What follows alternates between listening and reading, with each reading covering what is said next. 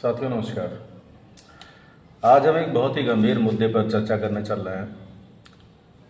क्या हमारा देश धर्मशाला है जहां कोई भी आकर के रहने लगे?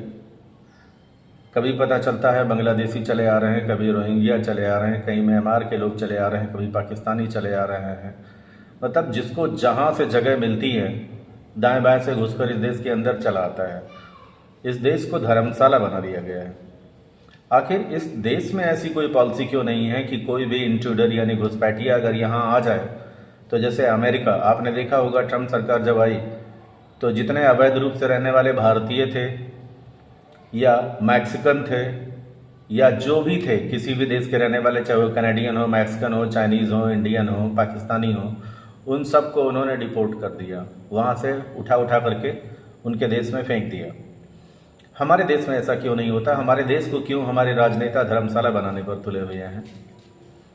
भाई बड़ी सीधी सी बात है, अगर आप अपने देश को धर्मशाला बना रहे हो, अगर यहाँ किसी को भी आने के लिए आप उसका वेलकम करने के लिए तैयार हो सिर्फ इसलिए कि आपको वोट बैंक की राजनीति करनी है, वो आपके वोट बैंक बन जाएंगे। तो हमारे जो प्राकृतिक संसाधन है, जो हमारे नेचुरल रिसोर्सेज हैं, आबादी बढ़ती है, ध्यान रखिएगा, ज़मीन नहीं बढ़ती, ये धरती नहीं बढ़ रही है। और इस धरती की जो उर्वरा शक्ति है यानी जो इसकी प्रोडक्शन क्षमता है वो भी लिमिटेड है, ऐसा नहीं है असीमित है, अनलिमिटेड है, जितना चाहो उतना पैदा करते चले जाओगे। अगर ये सारे लोग धर्मशाला समझ करके इसी देश में आकर के रहने लगेंगे तो महंगाई नहीं बढ़ेगी तो क्या होगा?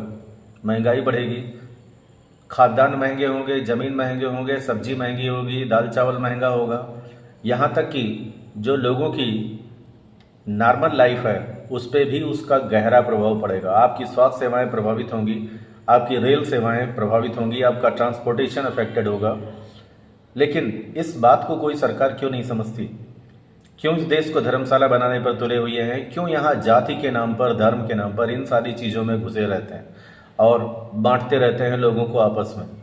भाई बड़ा सीधा सा है, यह देश कोई धर्मशाला नहीं है। यहाँ जितने भी अवैध रूप से रहने वाले लोग हैं उन्हें बिल्कुल इस देश से धक्का मार कर बाहर किया जाना चाहिए।